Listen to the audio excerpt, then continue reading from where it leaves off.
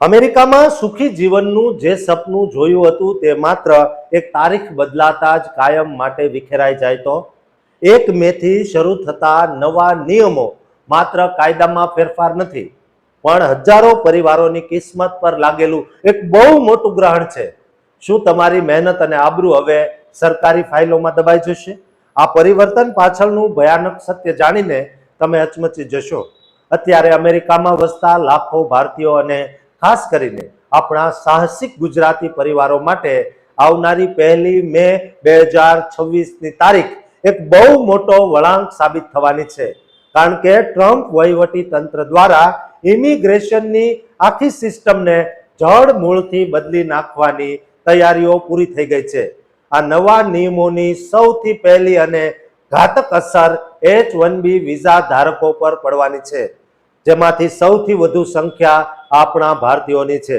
હવે વિઝા ફીમાં ધરખમ વધારો થવાની સાથે સાથે એમ્પ્લોયર એટલે કે કંપનીઓ માટેના નિયમો એટલા કડક કરવામાં આવ્યા છે કે નાની કંપનીઓ માટે હવે સ્પોન્સરશિપ આપવી બહુ જ મુશ્કેલ બની જશે. આનાથી જે હજારો ગુજરાતી યુવાનોનું ભવિષ્ય જોખમમાં મુકાશે, જેઓ આઈટી ક્ષેત્રે પોતાની કારકિર્દી બનાવી રહ્યા છે. બીજી તરફ ગ્રીન કાર્ડ ધારકો માટે પણ 1 મે થી નવી મુસીબતો શરૂ થવા જઈ રહી છે.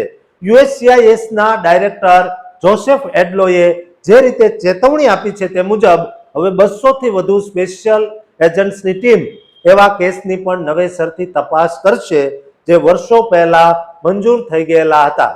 જો તમે પાછલા વર્ષોમાં બાઇડેન સરકારના સમયમાં અધૂરી ચકાસણી સાથે ગ્રીન કાર્ડ મેળવ્યું હશે તો હવે તમારી ફાઇલ ફરીથી ખોલવામાં આવશે અને જો ક્યાંય પણ વિસંગતતા જણાશે તો 1 મે પછી ગમે ત્યારે તમારી સામે કાર્યવાહી થઈ શકે છે.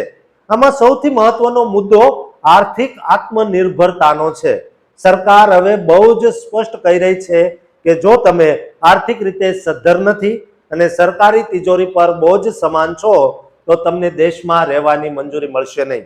આ સેલ્ફ સફિશિયન્સીના નિયમથી હવે તે મધ્યમ પરિવાર પર બહુ મોટી આફત આવશે જેઓ હાલમાં આર્થિક સંકળામણ અનુભવી રહ્યા છે.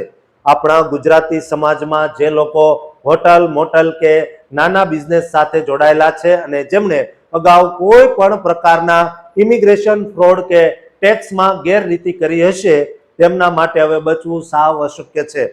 કારણ કે સરકાર હવે ડિજિટલ પુરાવાઓ અને બેન્કિંગ ડેટાનો સીધો ઉપયોગ કરીને છેતરપિંડી પકડવા માંગે છે. આ સાથે જ જે વિદ્યાર્થીઓ ઓપીટી પીરિયડ પર છે તેમના માટે પણ વર્ક પરમિટના નિયમોમાં ધરખમ ફેરફાર થઈ રહ્યા છે.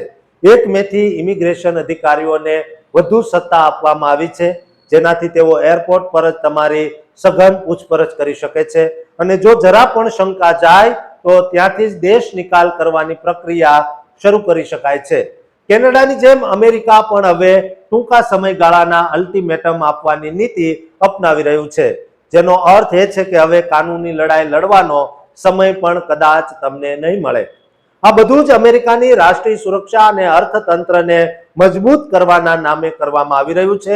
પણ આની વચ્ચે જે હજારો નિર્દોષ પરિવારો ફસાયેલા છે તેમના માટે હવે રસ્તો બહુ જ કઠિન છે. આ નવા નિયમોથી વંશીય નફરત વધવાનો પણ ભય છે, કારણ કે હવે સામાન્ય લોકો પણ ટીપ લાઈન દ્વારા એકબીજાની ફરિયાદ કરી શકશે, જે સમાજમાં અવિશ્વાસ પેદા કરશે. જો તમે અમેરિકામાં હો, તમારે અત્યારથી જ તમારા તમામ દસ્તાવેજો અને નાણાકીય વ્યવહારોની ચોકસાઈ કરી લેવી જોઈએ, કારણ કે 1 મે પછીની સવાર કોઈના માટે ખુશી તો કોઈના માટે આજીવનનો આઘાત લાવી શકે છે.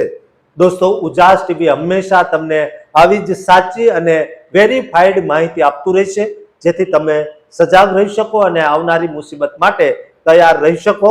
દોસ્તો, આ તમામ ગુજરાતીઓને વિડીયો શેર કરજો અને આ ચેનલને સબસ્ક્રાઇબ કરવાનું ચૂકતા નહીં.